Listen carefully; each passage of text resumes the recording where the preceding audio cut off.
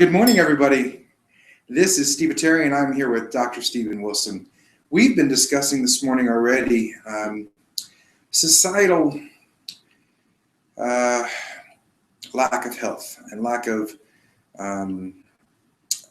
really care about being healthy, thinking that the society is going to take care of our health needs and the doctors out there are going to make us healthy and somehow we can eat what we want and do what we want and sit around as much as we want and we're going to be just fine. And the Bible doesn't tell us that. The Bible shows us through the Old Testament and into the New Testament, there are things that we can do to be healthier, stronger, more vibrant, and contribute to our community and contribute to our church and be part of the body of Christ.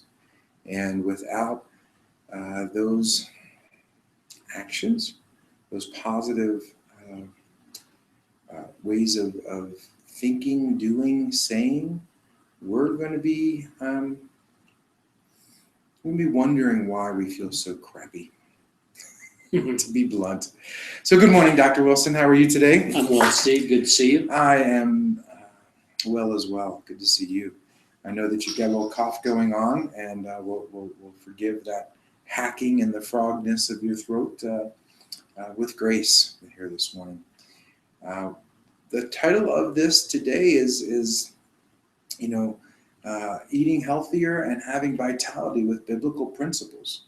And, you and I were talking a little bit about that in the green room before we started on in the kosher, the word kosher, and how that word means, implies being clean and how the meat is bled out properly and organs are checked. Why don't you go into a little bit about what kosher means as we look at tonight, in our Passover meal or tomorrow for Passover, a Passover kosher, how that might be different than what we buy in the store on a daily basis. Well, for instance, the Hebrew ate very little meat to begin with. It was ceremonially, I think, but it's passed on now to where when we grow and eat in a kosher way, we're talking about clean, we're talking about healthy. All of those things come into play in terms of what you eat becomes who you are. And you are what you eat. Kind of, saying it backwards. So if a person piles up their money over here for their grocery bill, and I don't think it takes a whole lot of work just to research a little bit to find out that somewhere around 80 to 90% of all the foods sold today are highly processed. So what do they mean when they take processing? Well, let's take your cereals. They take all of the live nutrients out. And so they can keep it for a long time. And then they backfill it with pieces of rock and pieces of chemical that they want to just call vitamins. Okay, so they replace nutrients, which are enzymatically alive nutrients and enzymes and minerals and vitamins out. They replace them with a chemical that represents molecularly vitamin C and zinc and vitamin A and vitamin D and those things instead of the way God created them. Where the vitamin and the nutrients is cleaved to fiber within the wheat berry or the grain itself, and strip that away through processing, bleaching, heating, and cooling, so that it has a longer shelf life. And yet, it's really just bulk now. That's all it is. It's dead. It's dead. But they've added some sugar and some salt.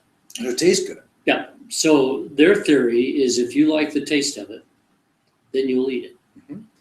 Because I know a lot of people that tell me they don't want to eat healthier. They choose not to eat healthy things because they don't like the taste of it. So if you piled up your dollars and you bought something that had no value to it, no nutritional value. Mhm. And in fact, it may be toxic. If we pursued, take it from the mouth where the digestive process begins through the elimination tract and see what happens down there in this compost pile that's being built in your digestive tract. And then for a person to say, haha, this really tastes good, but it's killing me. Well, now I wonder if a person who is processed to become free and independent would take that stuff and find themselves in bondage to sugar and to poor diet. And then what are they going to do? The one thing that is absolutely, it's a true statement. When pain shows up, we do all kinds of things to eliminate it. Mm-hmm. We'll take some of the darndest drugs ever to kill pain. Right. So now we're gonna have to deal with this. And so here comes the person with stethoscope in pocket, Birkenstocks on his feet, Just cloak this week. and he's got a pill for you. And you're gonna take it, and down the road you go, happier than a clam. Well, the immune system is God's gift to us to help us heal the maladies of life. There's definitely sicknesses and things out there that are in the world that can intrude in our body. But we've got a built-in defense system that when we're healthy and vibrant, we can attack and take care of almost anything that the world around us throws at us. And that's our immune system. And there are 70% of our immune system, from what I understand, lives in our gut. It's created in the gut. If we're not eating good things and creating the right balance of good bacteria and bad bacteria, and so many people are finding out about leaky gut now, and the nutrients that there aren't nutrients to pull from the food, so it's just passing through versus the whole system that God created to draw out the nutrients from food. If it's a chemical and the body doesn't recognize it as, we need that iron, we need that calcium, let's grab it out of the food and suck it into the body and process it into usable energy and usable vitamins and nutrients and minerals that our body needs. It just passes right on through, and You'd be lucky if it passed on through. oh, interesting. Because the vast majority of this stuff is sticking in the gut, in the digestive tract, in the colon. So now we have all forms of colon diseases, from diverticulitis to cancer. And if you can't eliminate this stuff, it backs up, and then all at once we're blessed with some autoimmune diseases. Because if you've got no place to eliminate it, it goes back into the system. And suddenly we're dealing with a host of autoimmune diseases. People are looking at Parkinson's disease. They're looking at autism.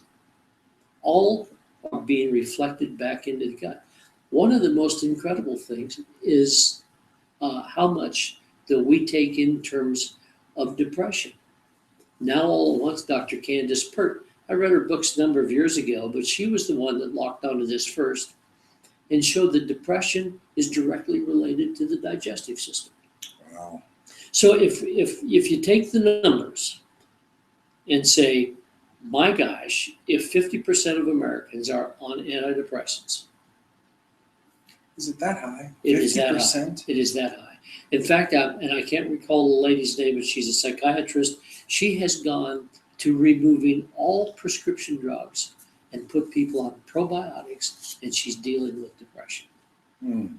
So we as a culture go to the grocery store, and without even pay, I've happened to have stopped a couple of young ladies who will pull out a box of cereal. Read the nutritional list and then put it in her cart. Mm. And I stopped one and I said, do you understand what you read? She said, no. But she read it. And all at once, she's read it, she sees, and doesn't understand. Puts it in her cart and feeds it to her kids. And spends money. Now, it doesn't, let me finish this. It doesn't take too much sense that if someone sells you a box or a pound of what they call food for $4 or $5, if you could buy a pound of whole grains for 90 cents, and that's retail, and grind it up and build your own breakfast, do you know how long a pound of something that's dense with nutrients will last you as opposed to a bowl of whatever that has no food value?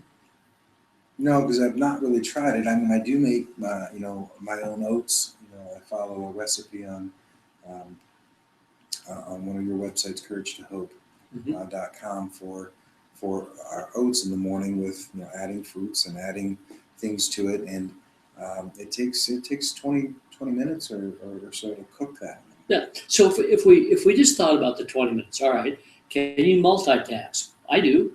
Every morning I get up and I throw in my breakfast ingredients and I put it on the stove, put it on low, head for the bathroom, shower, shave, do all of the things that I need to do. If I can do it in the shower, I'll do it.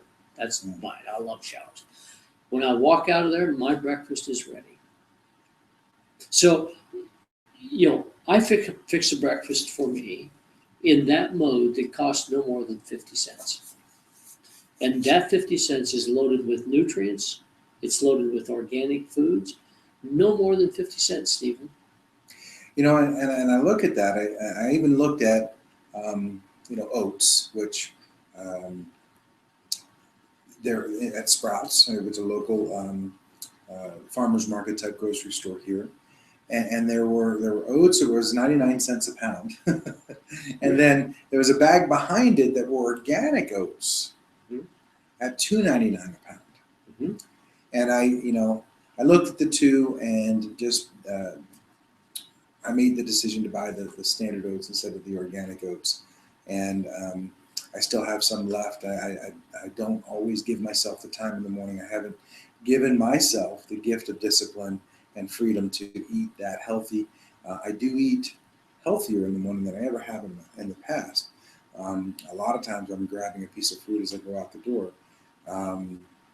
But I've been focusing on, at least 2 days a week having those oats with fruit in them, and adding some nuts and some almonds and some other things to it. And it's delicious. I feel more energetic. And you're right, even if I were to make that meal every morning on the $2.99 a pound, it's pretty cheap. I would have 2 weeks worth in a bag, this big. So let's think about, if you just work with the oats, and we're going to parse this. What would happen if we threw some steel grain oats in there? Okay. Mm-hmm. Now they're 99 cents a pound. Right. All right. So you take a little, and my measurements are kind of simple, kind of what I can put in the palm of my hand on rolled oats. The thing about rolled oats is why I use them, is they will attract 19 times more toxins than any other grain. 19 times. I remember Dr. Alan Tomlinson mentioning that 20 years ago. Why oats? So you take the oat and you take the steel grade, and then I throw a couple other things in this thing. Wait a second. You said that a rolled oat will attract 19% more toxins. No, 19 times. 19 times. Right, not percentage. No, you're saying when it goes through our system, it'll draw those toxins out? Yeah. Or when it's sitting out there in the field, it's sucking the toxins in? Yeah. Okay. No, it pulls them. When you put them in the digestive system, your body is loaded with toxins. And it has the ability to pull in 19 times more toxins than any other grain. Oh, okay. So what we're doing is we're starting to talk about cleaning our system. And if we can clean the digestive tract, then all kinds of positive things happen. More energy. Mm. Your immune system is not compromised. I'm going to throw in a word here that just absolutely will drive everybody nuts. It's called immunosenescence, meaning that your immune system, senescence means death of the cell. So what we're talking about is in your immune system, the cells are dying, and you have compromised the very part of your body that is your defense system. Now, picture this. The first aspect of life that shows a compromised immune system is your respiratory system. So here we have in Western Colorado, everybody is having respiratory issues. So would it be fair to say that those people have compromised their immune system? So what do? They go get what? Steroids. Okay, because they can't deal with the discomfort. In Or simplistic, antibiotics. antibiotics. So in simple language, we say it's going to take you some time to do this. But if you will begin to change these things, there's a tipping point in everybody's life. And whenever that person says, I've had enough of this lifestyle. I've looked at myself in the mirror and Lordy, I didn't like what I saw. That's when they change. Or when somebody says, guess what? You got the big cancer word. Oh my God, what do I do now? And again, in detail, I read a report on some of the things that's being introduced in terms of our preventive care. You go down and get a checkup. None of the checkups they do in a doctor's office will prevent anything. They'll only tell you whether you got it or not. Right. So if there is a lick of common sense in a person's body, and they really wanted to question where they were health-wise, if you put something that one is dead and two not real in your body, and what do you expect from that is amazing to me. Now, how long is it going to take for a person to go through life and say, this is, I'm looking at everybody else around me, and look at it. We are an overweight nation. We're a sick nation. We don't have a lot of energy. And yet everybody's doing it, so it must be the way life is. Now, you sit down in the morning and you take the time and you build a breakfast. Breakfast means a breaking of the fast that went on that night. Mm-hmm. That means that you are going to redo, excuse me, you're going to start this whole body up. So why would you start it up with something that's not real and a stimulant, i.e. coffee and sugar? Why would a person do that? Tough? It is tough, and because I think we're in a convenient society, and you look at time and how busy we all are, and it's faster, easier to grab a bar, or grab a box and go than it is to take time to do it properly.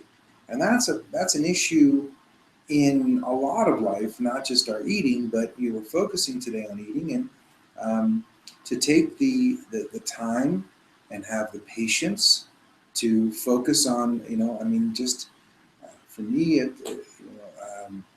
I could be reading the Word while that's sitting on the stove. Hey? I could be Excuse me. enjoying the blessings of the scenery outside my window as I let that cook. And so often I'm just anxious in the morning, starting my day in a stressful manner, and then compounding it with the fact that I'm hungry.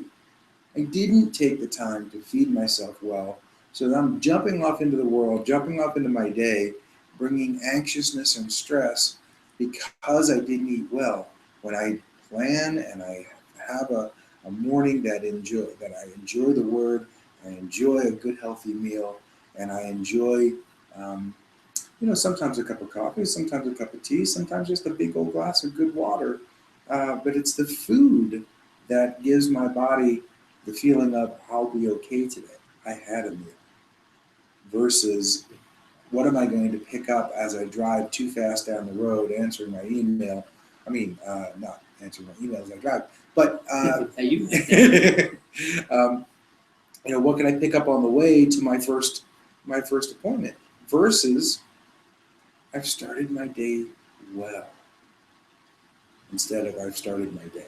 so tell me, after we finish this conversation, tomorrow morning, what are you going to do? Same thing I've done the last few mornings.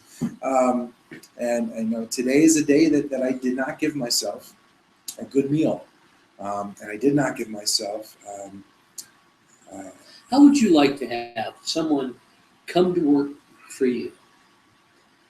Okay? And they feed themselves poorly. They don't take care of this extension of your business.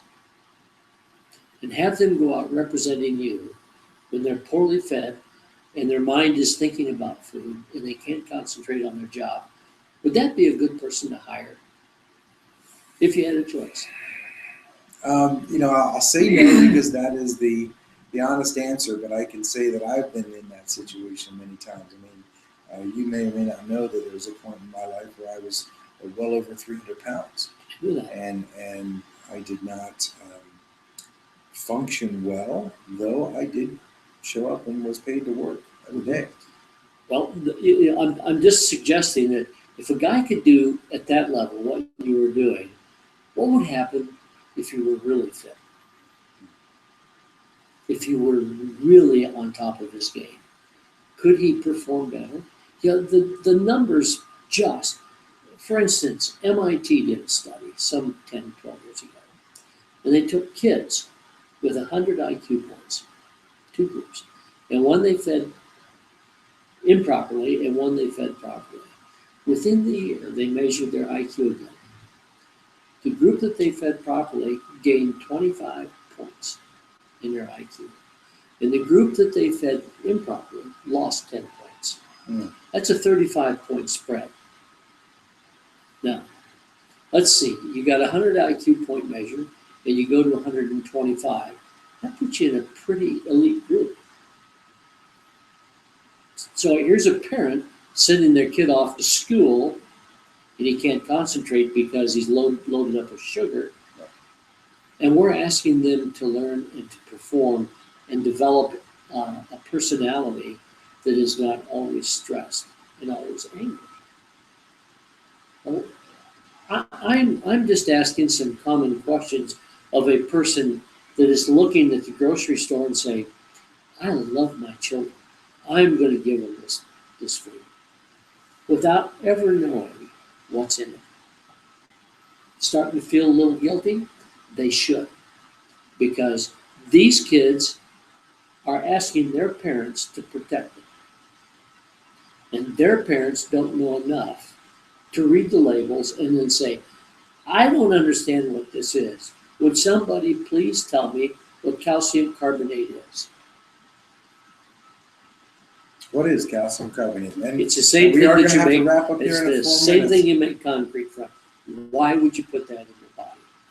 Because calcium, we're told our body needs it. Actually, on those little nutrient panels, and the nutrient panels, there's the word calcium and an amount of grams that are in that. So the government, the FDA, is telling me that there is this much calcium in the product I'm buying.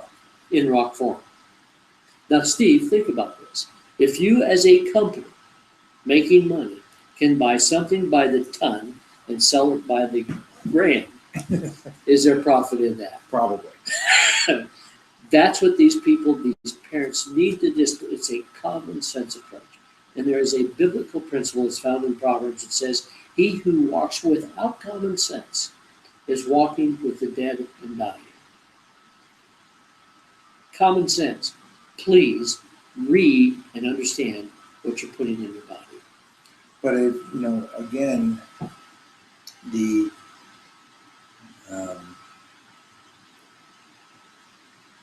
what is a logical first step? Would you say that breakfast? Yeah. Where if you focus on a good, healthy breakfast, you can go to couragetohope.com, couragetohope.com, And there are recipe cards that you can download free right from that website on a good healthy breakfast and good healthy granola, for a snack during the day, and start your day healthier.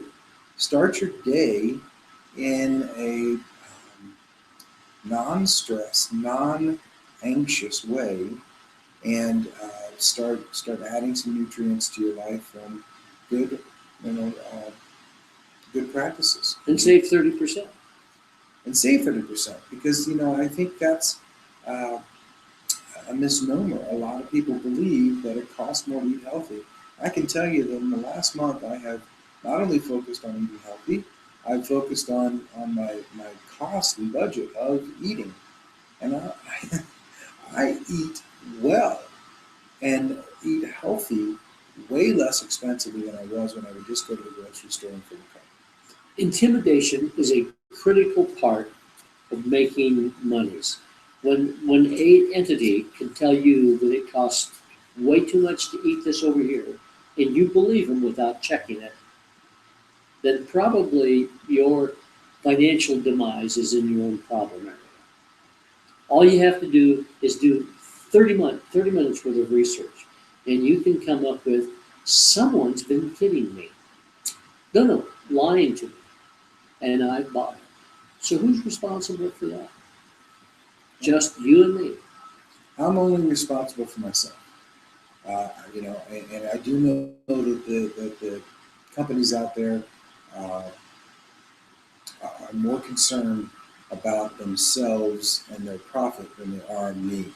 I can only be concerned about myself, my family, and I can only control my own words, my own thoughts, and my own deeds.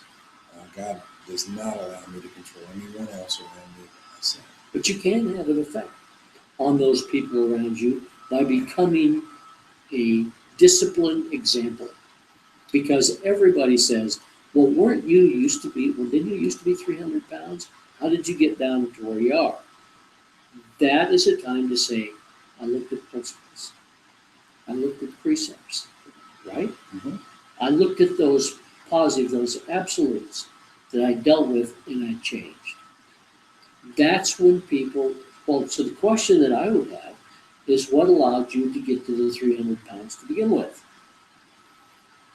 Uh, you know, there were a lot of things in my life, Emotional and things of that. Emotional things, including addictions that were unhealthy. And instead of facing those things, I was hiding from them. I was eating for emotion, not for nutrition. Okay. And I was eating fast food, with, for on average at least one meal a day, sometimes 2 meals a day. And I would grab fruit and vegetables were not the core of my diet. And now, yesterday I had salad and a hamburger patty instead of a hamburger with a bun and everything around it that so many people around me were eating. And I had 2 people comment, "Boy, that plate looks healthy." Yeah, by choice. I chose to eat healthy today versus just piling on French fries and a bun around a salad and a piece of meat. So if you could continue that and eat for performance, it will take about a week to 2 weeks to lose that absolute cravings for sugar. And when you have done that, your body will react and it will change all on its own. Mm-hmm.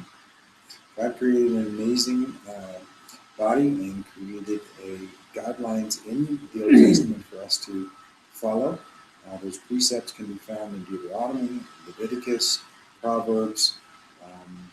Stephen refers to Psalm 119, which I listened to this morning, and wow, what a beautiful song. And to follow the words of that and to hear David's wisdom in how to look at who you are and be better, not only for yourself, but for your community, and be a better let's say, tool for God to bring forth. We can do that. We can all do that. We can all be a healthier, more vibrant, blessing to our communities and to our families. At that, Stephen, we're going to sign off and look forward to talking to you next week. And we're going to focus on elimination next week, I think, and cleaning out the system, because today we talked about how to put healthier things, more alive, more enzymatically alive, more organic things into our system. Next week we'll talk about how to get some of those toxins and things out of there so the fuel can be burned more efficiently. Well, tell people just go out and put an apple or a potato in the exhaust of their car and see how their car runs. Yeah. Done. I'm sure there's no liability net